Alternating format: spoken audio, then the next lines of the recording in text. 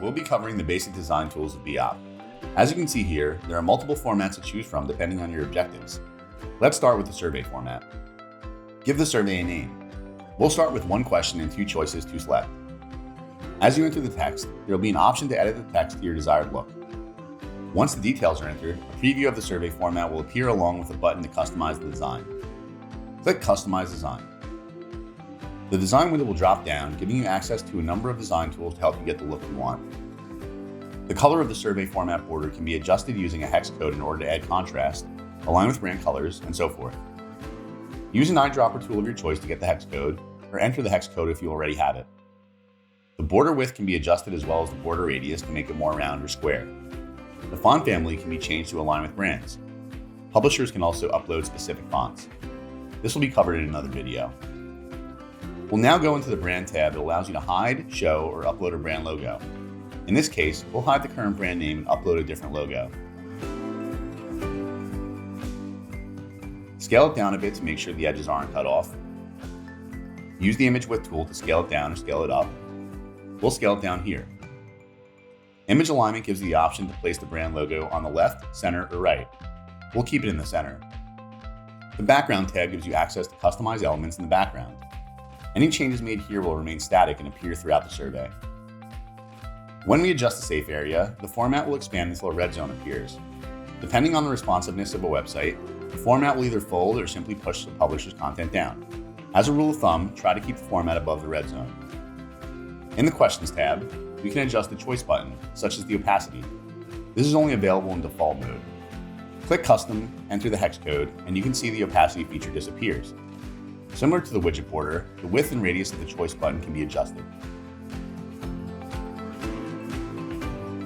Now let's add some content to the question prompt. Click the media button and a number of media options are available to upload content from social media, videos, photographs, and so forth.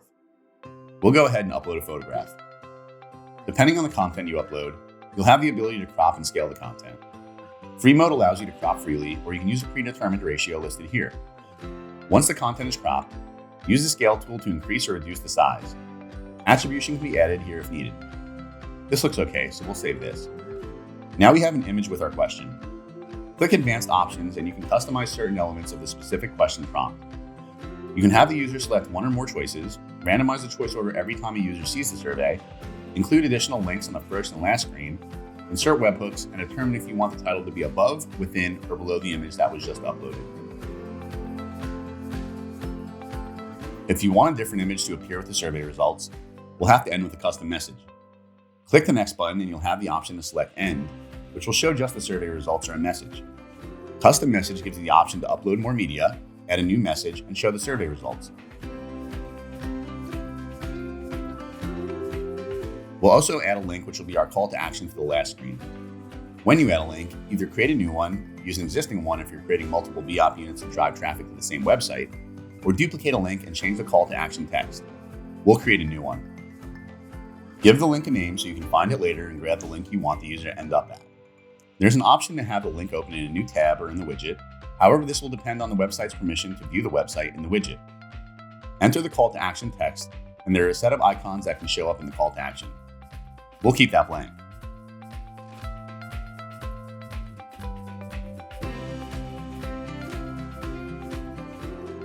Now we'll click Yes, and the custom message we created will show along with a new image, message, call to action, and the survey results.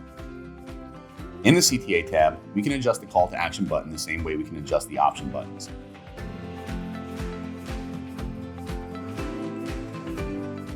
The Miscellaneous tab allows us to determine if we want to remember or forget user sessions, enable social sharing, and show a participation count in the lower left-hand corner of the widget. For OnComplete, let's show a message when the user selects No.